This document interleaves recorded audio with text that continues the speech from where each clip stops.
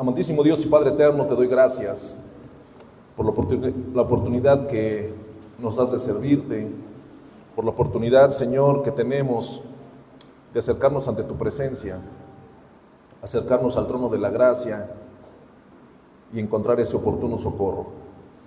Te doy gracias, Señor, por cada uno de mis hermanos que ya se encuentran aquí.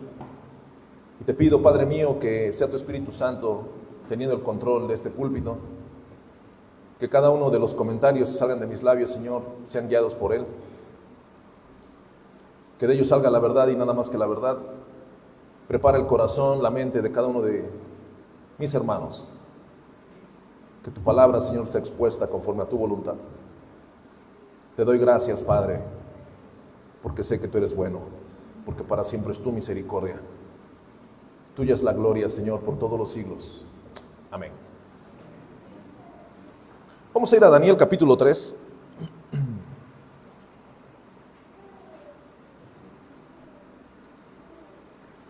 Vamos a estar meditando en este episodio en el cual estos jóvenes judíos fueron arrojados al horno de fuego por el hecho de negarse a inclinarse a la estatua de Nabucodonosor. Yo puse por título a esta predicación El Hijo de los Dioses, porque los que han leído la historia, es la forma en la que se expresó Nabucodonosor del cuarto ser que estaba caminando en el horno. Y hoy vamos a estar escudriñando este pasaje, así que quiero que vayan su Biblia. Vamos a estar acordándonos, que estoy seguro que todos o la mayoría conocemos la historia. En el capítulo 3 de Daniel dice: rescatados del horno de fuego. Dice así, voy a ir leyendo, quiero que usted siga con su vista y vamos a ir escudriñando. El rey Nabucodonosor hizo una estatua de oro, cuya altura era de 70 codos y su anchura de 6 codos. La levantó en el campo de Dura, en la provincia de Babilonia. Y envió el rey Nabucodonosor a que se reuniesen los sátrapas, los magistrados y capitanes, oidores, tesoreros, consejeros, jueces y todos los gobernadores de las provincias, para que viniesen a la dedicación de la estatua que el rey Nabucodonosor había levantado. Fueron pues reunidos los sátrapas, magistrados, capitanes, oidores, tesoreros, consejeros, jueces y todos los gobernadores de las provincias a la dedicación de la estatua que el rey Nabucodonosor había levantado, y estaban en pie delante de la estatua que había levantado el rey Nabucodonosor. Número 4. Y el pregonero anunciaba en alta voz: mandase a vosotros, oh pueblos, naciones y lenguas, que al oír el son de la bocina, de la flauta, del tamboril, del arpa, del salterio, de la zampoña y de todo instrumento de música, os postréis y adoréis la estatua de oro que el rey Nabucodonosor ha levantado. Versículo 6. Y cualquiera que no se postre y adore, inmediatamente será echado dentro de un horno de fuego ardiendo.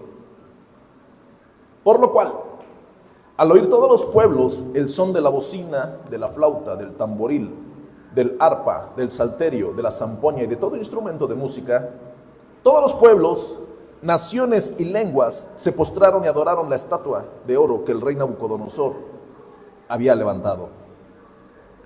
Por esto en aquel tiempo algunos varones caldeos vinieron y acusaron maliciosamente a los judíos. Tenemos esta historia, hermanos. El rey Nabucodonosor, en el libro de Daniel,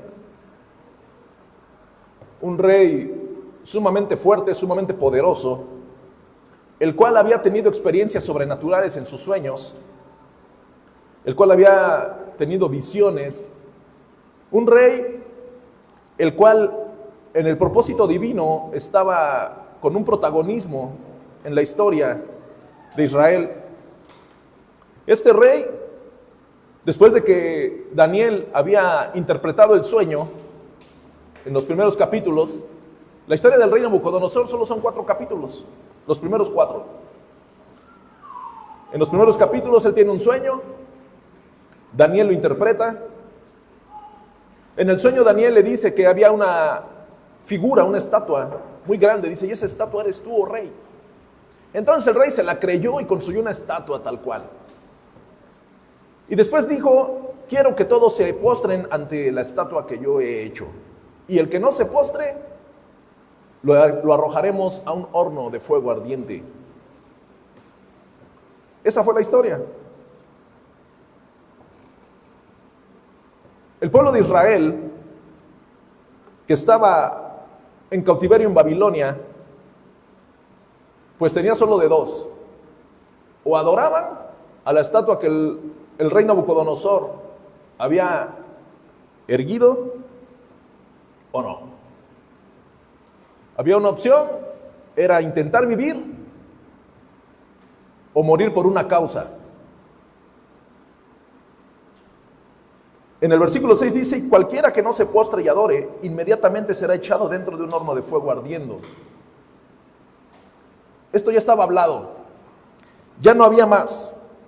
A todo esto de repente siempre aparecen en la historia personajes, varones caldeos, que andan viendo quién no se arrodilla ante la estatua y le dicen al rey. Esta es la historia, esto es lo que pasó. A los que vamos conociendo, los que hemos leído un poquito, ya sabemos el desenlace de esto. Pero hoy quiero llevarte, amada iglesia, ¿qué tipo de estatua es la que pudiéramos actualmente tener en nuestro entorno? ¿Qué tipo de órdenes de Nabucodonosor podría haber hacia nosotros, hacia nuestra sociedad? ¿Qué tipo de circunstancias nos llevarían a hacer claudicar de la fe, la cual tenemos? ¿Qué tipo de situaciones son las que llevarían al pueblo de Dios a negociar con el sistema? Un hombre, ¿por qué levantaría una estatua? Y aún más, ¿por qué diría, adórenla, y al que no adore a la estatua, lo mataremos? Por el orgullo, por la intolerancia. Dos palabras muy cercanas en estos tiempos. El orgullo, que trae arrogancia, vanidad, alto concepto de una misma persona, que necesita ser contemplada, necesita ser aplaudida, necesita ser alabada, adorada. De una de otra forma vamos topándonos con circunstancias en la vida actual, que vamos a ir un movimiento de un sistema que incluso hasta ocupa la palabra orgullo como un estandarte. Y después está la intolerancia. La intolerancia que viene de la mano con el fanatismo, con la terquedad, con la obstinación. Es esa habilidad que tienen las personas de no soportar lo que las otras personas piensan. Esa habilidad negativa que tienen muchísimas personas para no aceptar una opinión diferente a la de él. ¿Cuántas personas hemos conocido en nuestro entorno que cuando tiene alguien una opinión diferente, el que está mal es el que piensa diferente? Hay personas que de una o de otra forma, cuando hay que tomar decisiones, ellos ya las tomaron. Y si alguien se levanta y dice, pero es que yo creo que estás mal en este punto, no, el que está mal eres tú. Eso se llama intolerancia. El sistema actual, el pensamiento actual, las ideologías actuales han torcido ese tipo de cosas. ¿Por qué? Porque cuando hoy alguien se levanta y dice es que lo que está pasando eso no es correcto, eres un intolerante. Cuando el intolerante es el otro. Pero el enemigo, Satanás, el príncipe de este mundo, él se va encargando, conforme van pasando los meses, los años, a ir torciendo el pensamiento de la humanidad. ¿Para qué? Para que a lo malo le llamen bueno. Y esa es una de las cosas conforme viene avanzando el mundo actual. Nos podemos enfocar en cualquier punto en el cual exista gente orgullosa, intolerante, arrogante, amadores de sí mismos, y nos vamos a topar con un gran problema. ¿De qué manera el pueblo de Dios, de qué manera la iglesia de Cristo, la novia, actuará ante estas circunstancias? ¿Acaso nos postraremos ante la estatua? ¿O estaremos dispuestos a ir al horno? ¿De qué manera la iglesia de Cristo actuará en el momento de tomar una decisión? Yo me acuerdo hace muchos años, las maestras decían, cuando se acercaban las fechas del Halloween, los niños vienen vestidos las niñas de brujas y los niños de Drácula, y si no, les vamos a quitar puntos. Y de repente algún hermano decía, pues que lo reprueben, yo no voy a llevar a mi hijo. Y todos se quedaban así como, desobedeció a la maestra. Hoy, hermano, usted sabe que hoy está peor la circunstancia. Hoy la depravación ha crecido muchísimo. El Día de Muertos, el alumno que no llevaba las naranjas, los cacahuates para la ofrenda, le quitaban puntos. Yo me acuerdo que yo le decía a mi mamá, no, es que tenemos que llevar. Yo quería ir a echar relajo, no tanto por la ofrenda. Decía, pues aunque te reprueben, tú no vas. Es que no sabía que yo ya estaba reprobado. Era un pretexto.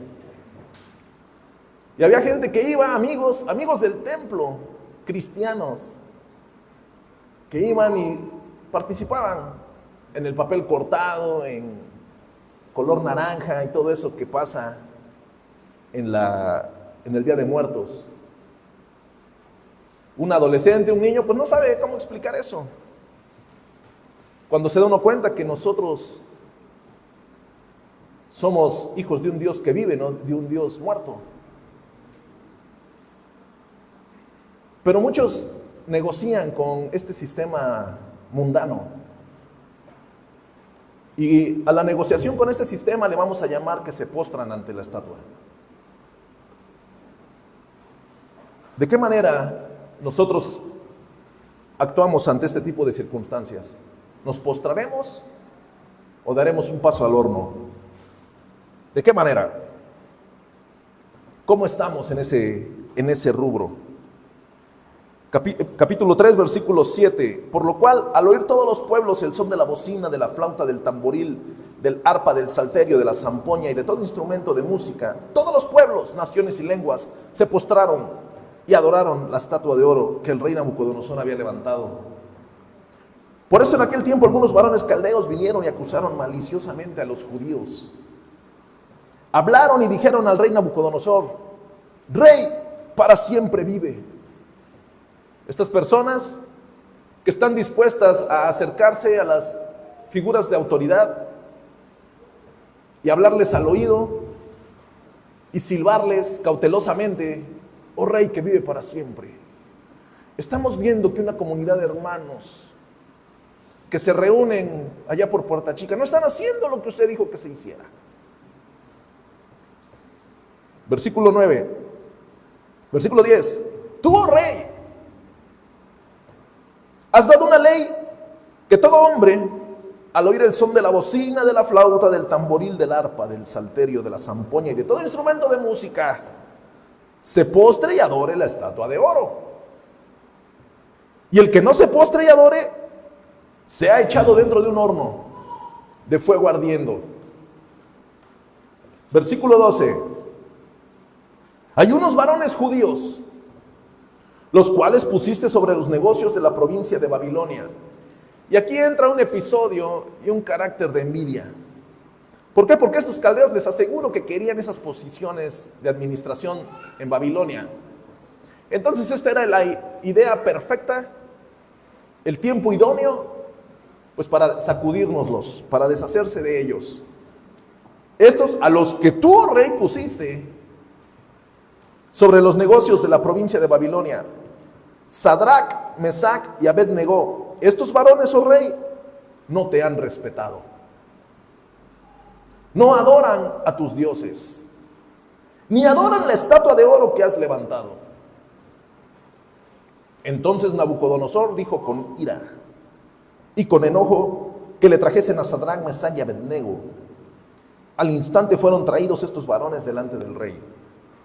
Habló Nabucodonosor y les dijo: es verdad, Sadrach, Mesach y Abed-Negó, que vosotros no honráis a mi Dios, ni adoráis la estatua de oro que he levantado. Y yo me imagino a Nabucodonosor. Les voy a mostrar que sí me respetan. Versículo 15. Ahora pues, ¿estáis dispuestos para que al oír el son de la bocina, de la flauta, del tamboril, del arpa, del salterio, de la zampoña y de todo instrumento de música, os postréis y adoréis la estatua que he hecho? Porque si no lo adoraréis, en la misma hora seréis echados en medio de un horno de fuego ardiendo. Y aquí, hermanos, si tiene usted marcatextos, marque esta pregunta. Porque esta pregunta que él hace es ese desafío terrible que se atrevió a hacer el rey Nabucodonosor. Y dijo: ¿y qué Dios será aquel que os libre de mis manos? ¿Qué Dios existirá que los pueblos conozcan, que los libre a ustedes de mis manos? Sadrach, Mesach y Abed-Negó respondieron al rey Nabucodonosor: no es necesario que te respondamos sobre este asunto. ¿Qué Dios será ese Dios que os libre de mis manos? ¿De qué manera? ¿Habrá un Dios que libre a alguien en contra de todo el sistema que ya se está construyendo? ¿Habrá un Dios que libre siquiera a una persona de toda esta ola que viene creciendo en la humanidad? ¿Existirá un Dios? ¿Habrá un Dios? Eso se preguntaba Nabucodonosor. Lo preguntaba sarcásticamente y se lo decía a Sadrach, Mesach y Abed-Negó, porque el horno ya estaba listo y los caldeos querían ver si el horno funcionaba. Y también los caldeos querían probar a su rey, si en verdad su rey tenía los pantalones suficientes para echar en el horno a quien no se postrara a la estatua. El tema estaba un poco difícil. ¿Qué habrá pensado Sadrach, Mesach y Abed-Negó? Más allá de que ya conocemos la historia, pero ¿en qué postura estarían cuando ellos estaban dispuestos a dar el siguiente paso? Y ellos estaban dispuestos a no arrodillarse ante la estatua. Muchas personas, hay muchas veces, hermanos, que negociamos y nos arrodillamos ante esa estatua. En lugar de entender verdaderamente y de aferrarnos con todas nuestras fuerzas al Dios de Abraham, de Isaac y de Jacob, que es nuestro Dios, el único Dios, ese Dios todopoderoso, que no conoce la derrota, que no conoce el miedo, a ese Dios omnipotente, en el cual nosotros creemos, al cual nosotros le cantamos. Cuando viene la circunstancia difícil, nos postramos ante la estatua. Hay un episodio en Segunda de Reyes. Ahorita vamos a regresar a Daniel. Ponga un separador ahí en su Biblia. Vamos a ir a Segunda de Reyes, capítulo 18.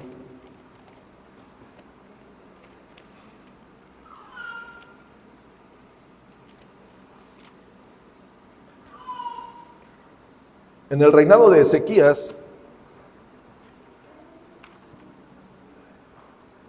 quiero que observe algunas características de Ezequías.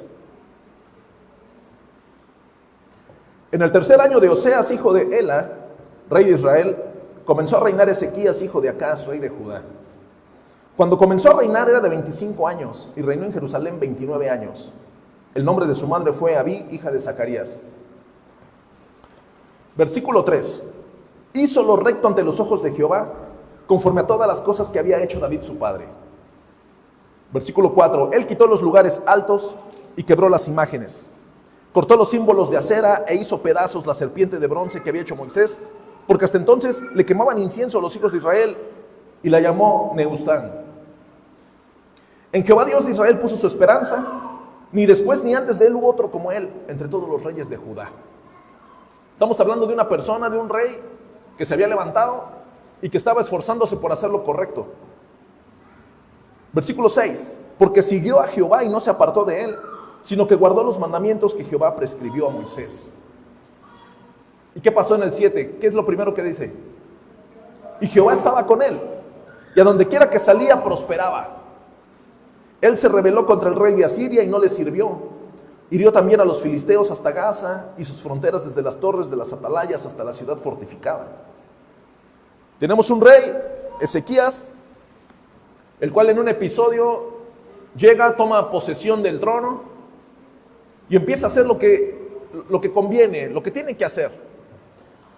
En el versículo 13 dice: a los 14 años del rey Ezequías subió Senaquerib, rey de Asiria, contra todas las ciudades fortificadas de Judá y las tomó.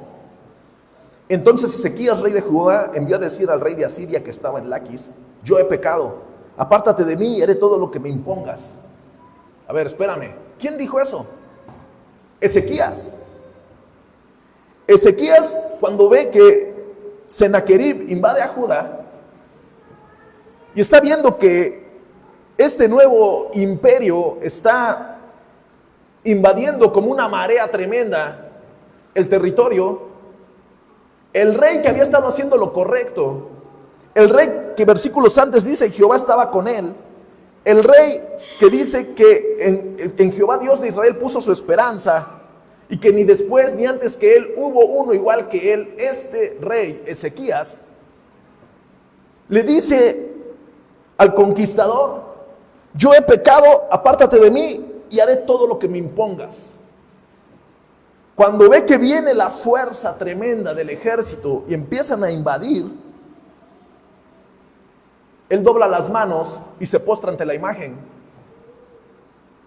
Dice: y el rey de Asiria impuso a Ezequías, rey de Judá, 300 talentos de plata y 30 talentos de oro. 15. Dio por tanto Ezequías toda la plata que fue hallada en la casa de Jehová y en los tesoros de la casa real. Entonces Ezequías quitó el oro de las puertas del templo de Jehová y de los quiciales que él mismo había cubierto de oro, y los dio al rey de Asiria. Las cosas que él venía haciendo bien y las cosas que se hablaba que él venía haciendo bien, cuando vino el problemón, lo primero que hizo fue negociar con el conquistador, fue negociar con el enemigo para que no le pegara tan fuerte, para que el enemigo no lo tratara tan mal. Amada iglesia, cuando un rey conquistador llega a un lugar, ¿a qué llega? A conquistar, a aplastar. Y nosotros lo podemos ver, hermano, en toda la historia. Usted puede ver cualquier tipo de cultura en la cual llegó un ejército conquistador, los conquistó, los desapareció, incluso sus religiones, sus filosofías y las creencias que ellos tenían las sepultaron. Satanás, a través de los siglos, va a estar intentando destruir al pueblo de Dios. Y va a utilizar, si no es uno, va a ser otro instrumento. Si no es una oportunidad, va a ser la otra. Lo que menos tiene que hacer el pueblo de Dios es negociar con el enemigo. O estás bien firme, o vas a doblar las manos, vas a doblar las rodillas y te vas a postrar ante la estatua, pensando, pidiéndole que no te traten tan feo. El enemigo, cuando llega, el enemigo va a aplastar, va a destruir, va a hacer polvo, que nadie más se acuerde que allí existieron. ¿Por qué? Porque esa es su labor, ese es su trabajo. Hombres y mujeres que han tenido grandes ministerios, que han sido siervos de Dios, que en algún momento uno dice, pero es que era un tremendo siervo de Dios, era un gran predicador. ¿Por qué sus ministerios desaparecieron? Como el humo, se esfumaron. Porque negociaron con el enemigo. Porque en el momento de que había de mantenerse firme, ante las circunstancias difíciles, el enemigo llegó y el enemigo empezó a avanzar fuerte. Ese es su trabajo, es lo que él va a hacer. Él no se va a tentar el corazón para aplastar a las personas, para aplastar los sistemas, para aplastar las religiones, para aplastar la fe de las personas. Lo peor que puede hacer el Hijo de Dios ante una circunstancia de este tipo es negociar con Él. Ok, te voy a dar todo lo que me pides, nada más no me trates mal. Él te va a decir, ándale, sí, cómo no. En lo que la persona se humilla, en lo que la persona se postra ante la estatua, el enemigo la va a aplastar.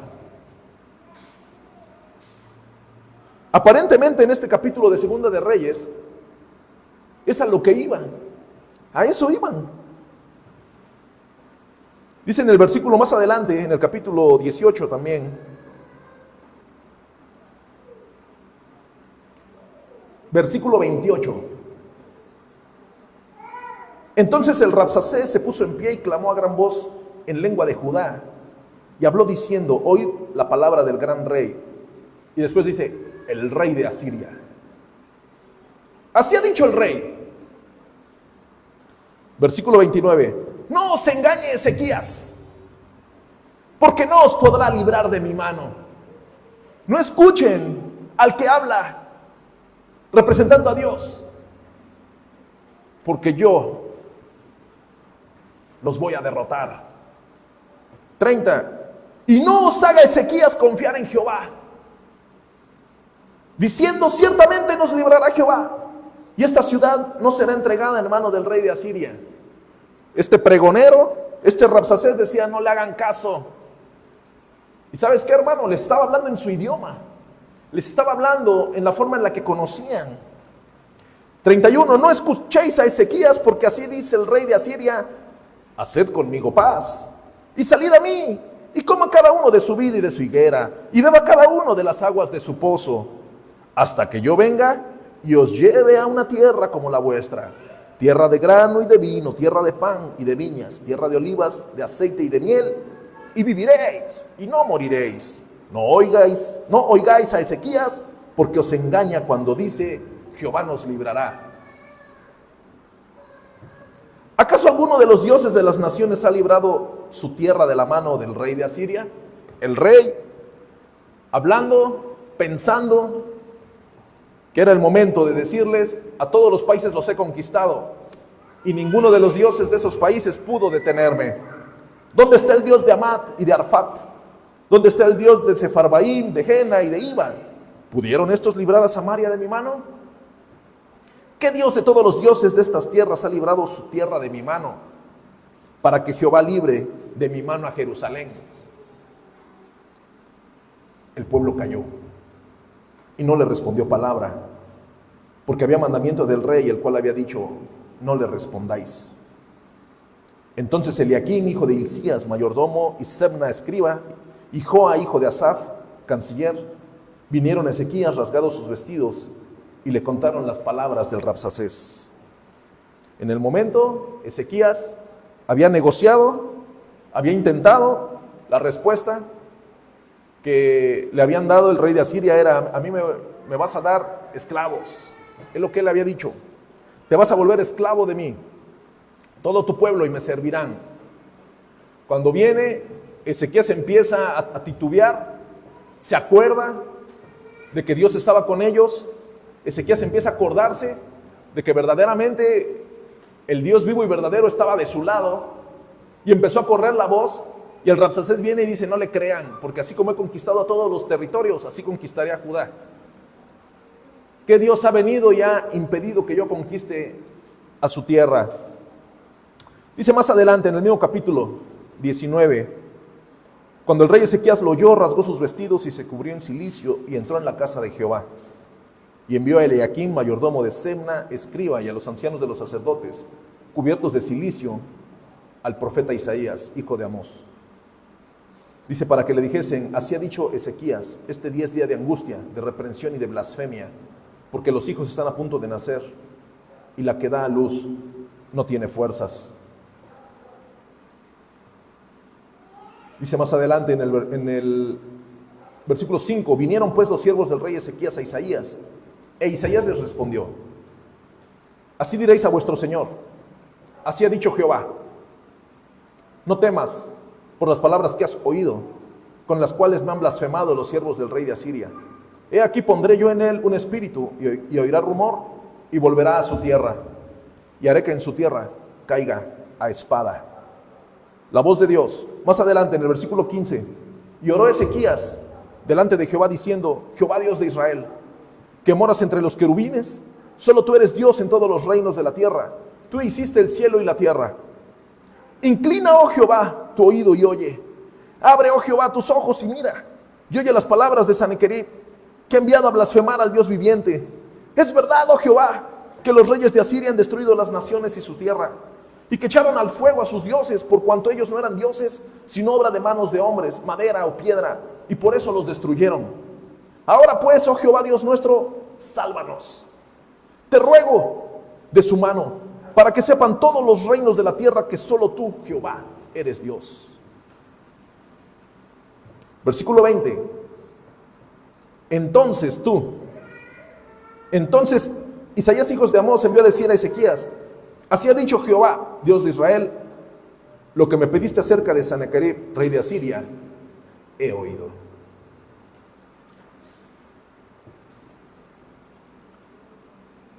El rey Ezequías, en el momento en que vio que su negociación iba a fracasar, en ese momento se acordó del Dios de sus padres, fue y buscó al profeta, oró al Señor.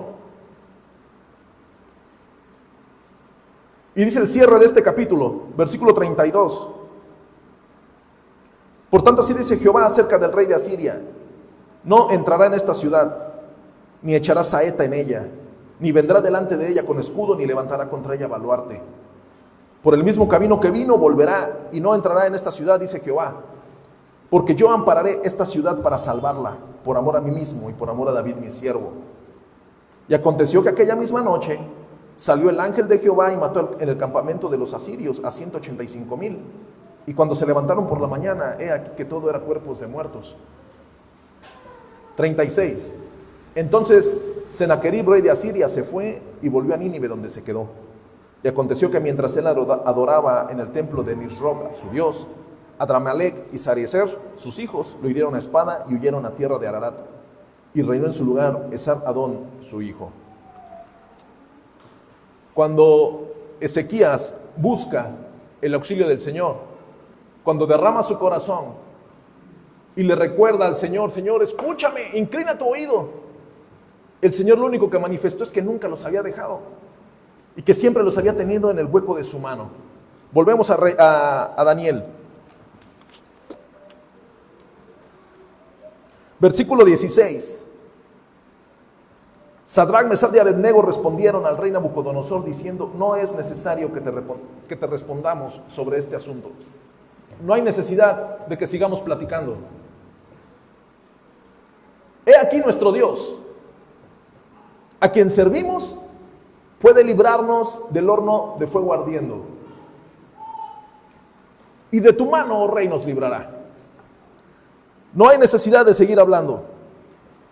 No es necesario que te respondamos sobre este asunto. Al Dios al cual servimos, Él nos librará.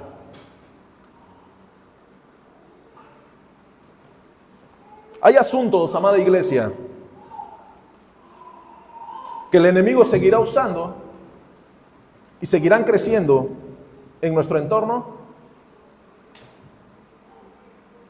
y va a llevar a la iglesia, al pueblo de Dios, al Hijo de Dios, al límite de su fe. Va a estar poniendo a muchos de nosotros en una circunstancia en la cual tienes que tomar una decisión firme.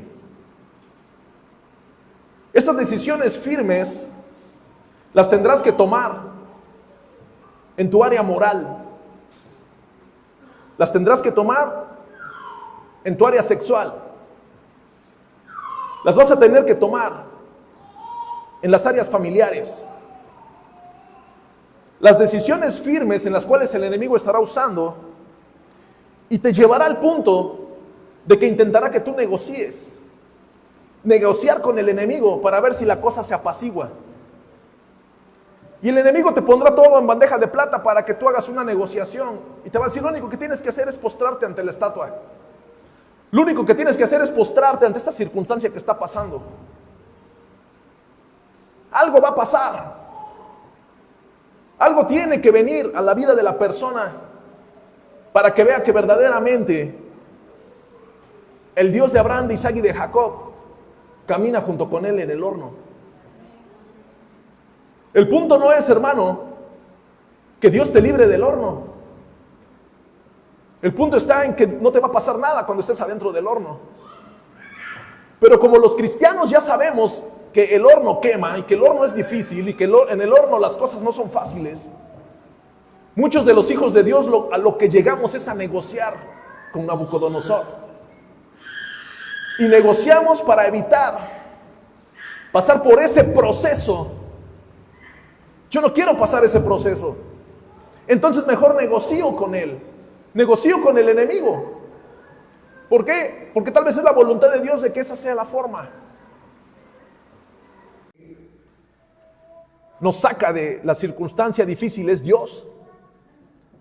Intentamos negociar con el Nabucodonosor y nos postramos ante la estatua. La estatua de mi carácter, la estatua de mis deudas, esa estatua de la pornografía,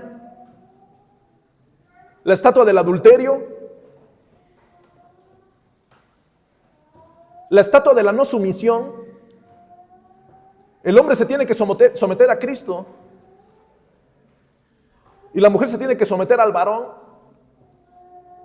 Pero muchas mujeres cristianas que se entiende que ya deberían de saber cuál es el concepto de esta verdad, prefieren negociar con Nabucodonosor y se siguen sometiendo a la estatua de su arrogancia. Hombres que deberían de haber entendido ya cómo deben de guiar a su familia a los pies de Cristo, pero siguen negociando con el enemigo y se siguen postrando ante la estatua de su terquedad. Cuando nosotros vemos que conforme va avanzando la historia hay un horno ardiendo ahí y está una cristofanía presente librando a estos hombres, sabemos cuál es el desenlace de la historia. Pero estos hombres pasaron por el horno. Y muchas veces nosotros negociamos con el enemigo para evitar el horno.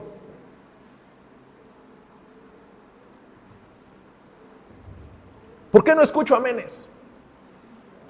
¿Por qué la palabra de Dios cuando se nos predica y lo tomamos en primera persona nos incomoda? ¿Por qué si te diría a alguien, valórate a ti mismo? Piensa en ti, eres una gran persona. Amén, gloria a Dios. Eso es lo mío. Y cuando te dicen, arrepiéntete, pecador, porque estás haciendo las cosas mal.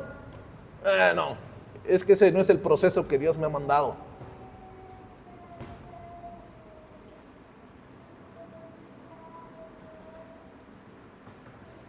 He aquí, nuestro Dios a quien servimos puede librarnos del horno de fuego ardiendo.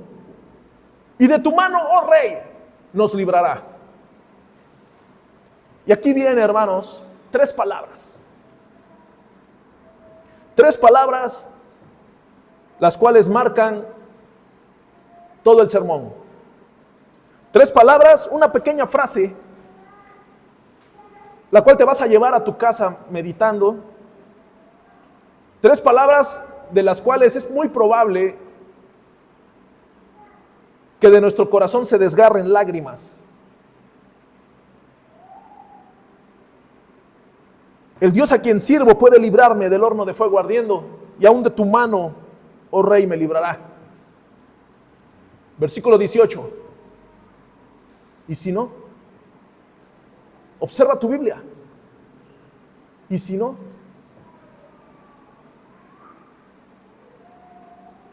Versículo 18. En la Biblia de las Américas dice, pero si no lo hace.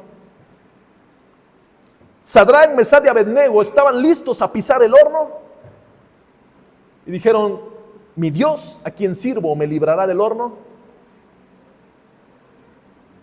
y de tu mano. Y si no, y si no.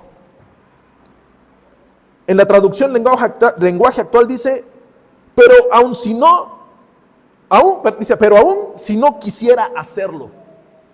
¿Cuántos estamos listos, preparados para el y si no quisiera hacerlo? En la Nueva Biblia Viva dice: y aunque no lo hiciera. El Dios a quien servimos nos librará del horno de fuego ardiendo y de tu mano, oh Rey. Pero aún si no quisiera hacerlo, yo no me postraré. Y aunque no lo hiciera, yo no negociaré. Y si no, sepas, oh Rey, que no serviremos a tus dioses. Pero muchas veces el cristiano, el Hijo de Dios, negociando. Vamos a negociar, oh Rey, porque tengo familia, porque hay cosas en mi vida que necesito cuidar, porque hay circunstancias en las cuales van rodeando mi vida, que todavía no es el tiempo de que llegue a su fin. ¿Dónde está ese pueblo que proclama con sus labios de memoria: no temeré mal alguno, porque tú estarás conmigo? ¿Dónde está? Negociando con Nabucodonosor, negociando con el rey de Asiria. ¿Dónde está el pueblo que reconoce con sus labios, pero con sus acciones se humilla ante la estatua?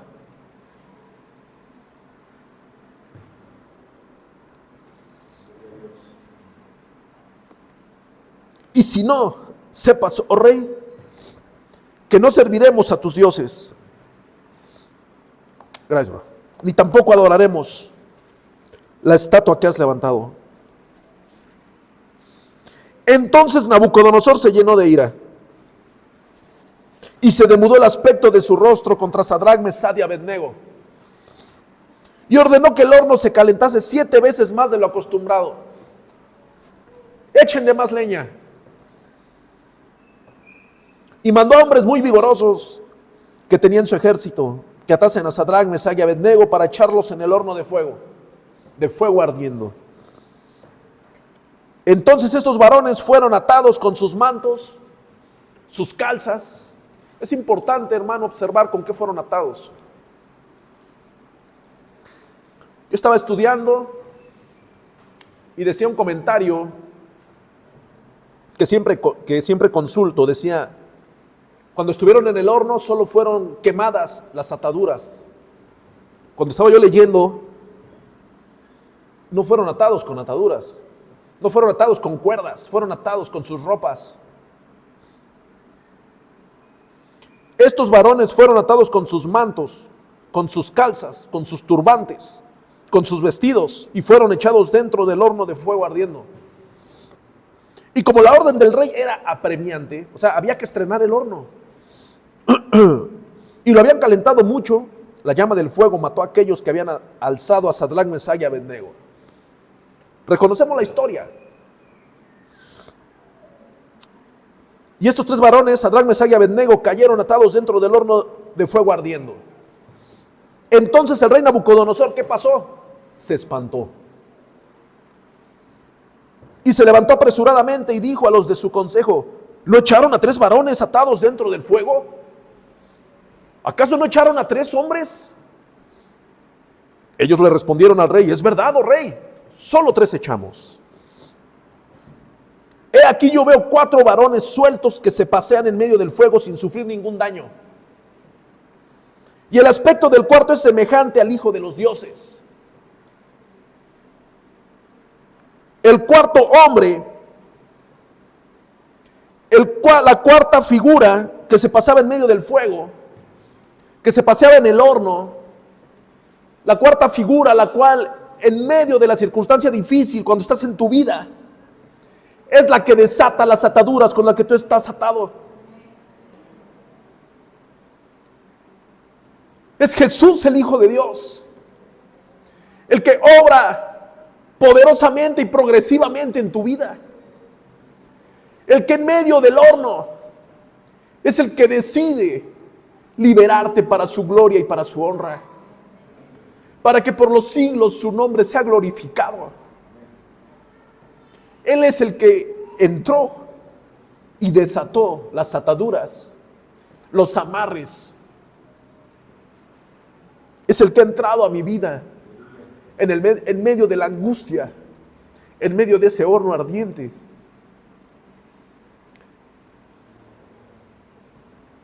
Y me recordó: no temeré mal alguno, porque tú estarás conmigo. No negociaremos, no nos postraremos.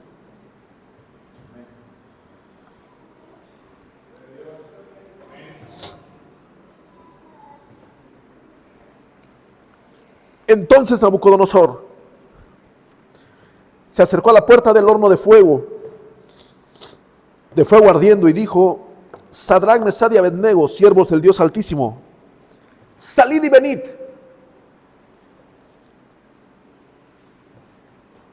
¿Se acuerdan que leímos Reyes? ¿Quién era el profeta al cual Ezequías buscó? Isaías. Isaías capítulo 43, versículo 1 al 7. Ahora así dice Jehová, creador tuyo, oh Jacob, y formador tuyo, oh Israel. No temas, porque yo te redimí. Te puse nombre, mío eres tú. Cuando pases por las aguas, ¿qué va a pasar? Cuando pases por las aguas, en su Biblia, cuando pases por las aguas, capítulo 43, versículo 2. ¿Alguien lo buscó? Fuerte. Cuando pases por las aguas, y si por los ríos no te anegarán. Cuando pases por el fuego, ¿qué va a pasar? Cuando pases por el fuego, ni la llama arderá en ti. Años atrás, el profeta Isaías escribiendo: cuando pases por el fuego, no te quemarás, ni la llama arderá en ti. Estos tres hombres, en el momento en el cual estaban siendo confrontados por el rey, y en la postura de que no iban a negociar, ellos entendían: no temeré mal alguno, porque tú estarás conmigo. Y les aseguro que ellos se decían el uno al otro: tú mantente tranquilo, porque cuando pases por las aguas, yo estaré contigo. Y entre los tres hombres se volteaban a ver y decían: yo estaré contigo. ¿Quién me dijo eso?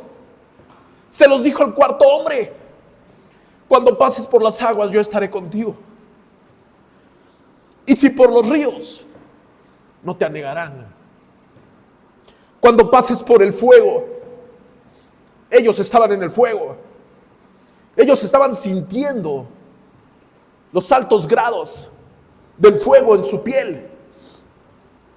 Pero les dijo el cuarto hombre: cuando pases por el fuego, no te quemarás, ni la llama arderá en ti. Y empezaron a pasearse en el horno. He aquí, yo veo 4 varones sueltos que se pasean en medio del fuego sin sufrir daño, porque estaban guiados por el cuarto que les dijo: no te vas a quemar, no te vas a quemar, porque yo, Jehová, Dios tuyo, el Santo de Israel: soy tu Salvador. A Egipto he dado por tu rescate, a Etiopía y a Seba por ti. Porque a mis ojos fuiste de gran estima, fuiste honorable, y yo te amé. Daré pues hombres por ti y naciones por tu vida. ¿Qué dice el versículo 5? No temas. ¿Por qué? Fuerte. No temas porque yo estoy contigo. El profeta Isaías, profetizándole a la nación: yo te redimí, yo te compré. He dado a Egipto, a Etiopía y a Seba. El Señor hoy te dice: yo te redimí, di a mi hijo por ti, porque fuiste honorable. Y yo le digo al Señor: yo no valgo nada. Te compré con su sangre. Alto precio pagué por ti. Quien pensaba que no valías nada, hoy te digo: hijo mío, no temas, porque yo estoy contigo.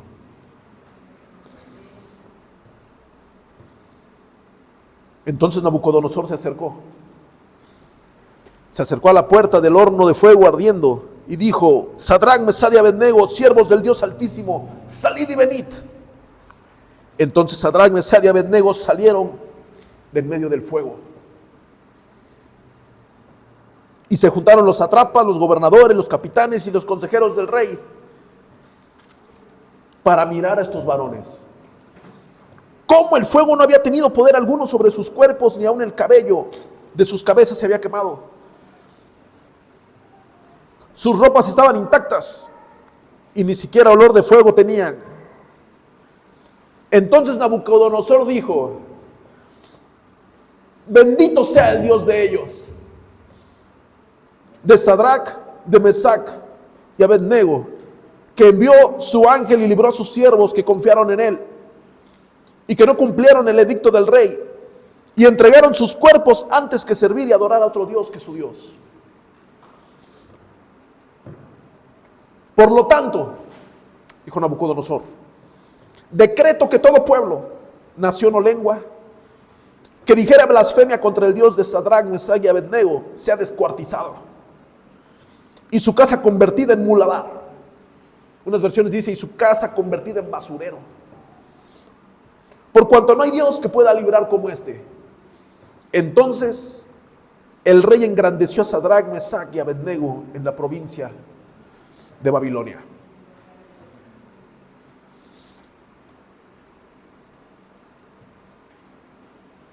Amado hermano,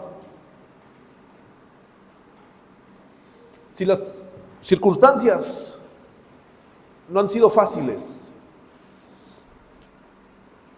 y consideras que estás a punto de pisar el horno, no temas, porque yo estaré contigo, nos dice el Señor. Porque ese paso por el horno es solo para glorificarlo a Él, para enaltecer su santo nombre y para que todos los que te rodean vean que el Dios de milagros, ese Dios todopoderoso, no te va a dejar solo nunca. Si tú has dicho de memoria: no temeré mal alguno porque tú estarás conmigo, es el momento de vivirlo. Venga lo que venga los siguientes meses. ¿Por qué digo los siguientes meses? Es muy probable que haya cambios importantes en las leyes. Es muy probable que haya cambios importantes en la sociedad. La Iglesia de Cristo en estos tiempos es cuando se tiene que levantar y tiene que mantenerse firme y no postrarse ante la estatua. Usted no va a temer. porque mayor es Él. Mayor es el que está con nosotros. Si usted considera que estoy yéndome al extremo, solo vea más las noticias que el Face. Y verá que la cosa no viene fácil para el cristianismo. Pero vive Dios en cuya presencia estamos, que no nos dejará. Vive Dios en cuya presencia estamos, que Él hará la obra completa para gloria de su nombre. No negociaremos, no nos postraremos, en Dios confiamos. Pónganse de pie.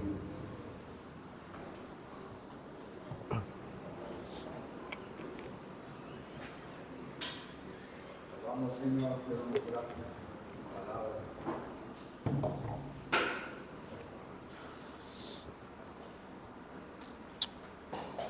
Padre mío, reconocemos, Señor, que ha habido veces en los cuales hemos negociado con el enemigo, en los cuales incluso nos hemos postrado ante la estatua. Perdónanos. No es correcto lo que hemos hecho. Hemos intentado ser simpatizantes de lo que tú aborreces y le llamamos que somos tolerantes. Cuando tú a lo malo le llamas malo y a lo bueno, bueno. Si en tu palabra desde el Génesis al Apocalipsis dice algo que no es correcto, entonces no es correcto. ¿Por qué tenemos que negociar con esa verdad? Si en tu palabra dice que no lo hagamos, es porque no tenemos que hacerlo. Y eso no se negocia. El enemigo va a intentar aplastar hasta desaparecer a la persona.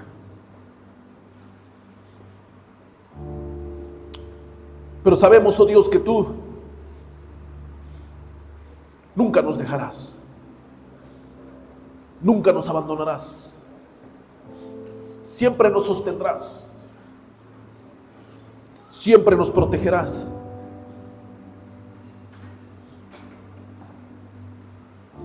No habrá ejército ni arma forjada que pueda dañar a tu pueblo.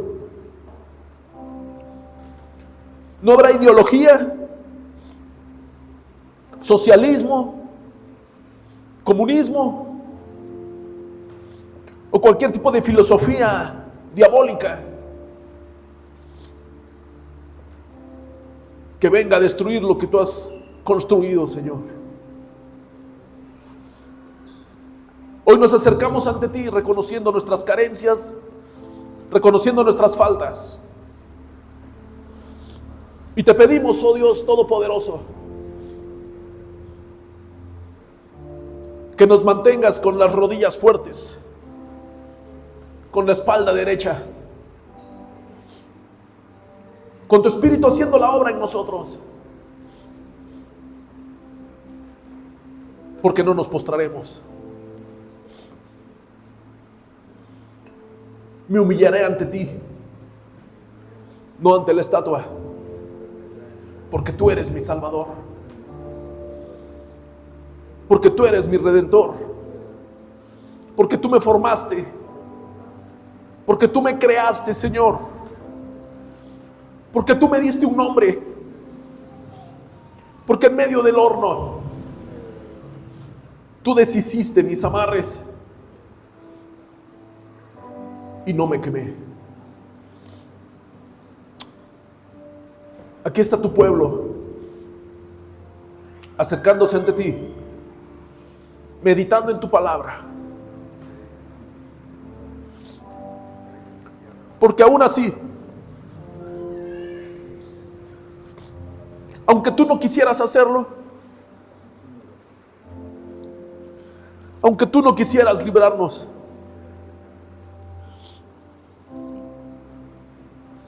no nos postraremos. Te doy gracias, oh Dios, porque tú has sido bueno, porque tu misericordia es mejor que la vida. Por eso mis labios te alaban.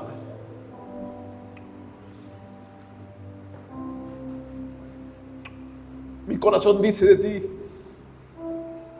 buscad mi rostro. Tu rostro buscaré, oh Jehová. Tuya es la gloria por todos los siglos. Ayúdanos, oh Dios, a decirle que no al mal carácter, a no negociar con lo que le hace daño a mi matrimonio, a no negociar con lo que me hace daño a mí mismo, a no negociar con lo que ha venido contaminando mi mente, a no negociar con nada, Señor, para agradarte a ti. Te doy gracias, oh Dios, por tu palabra, por tu verdad. Recibe toda la gloria y toda la honra, Señor. Aleluya. Amén.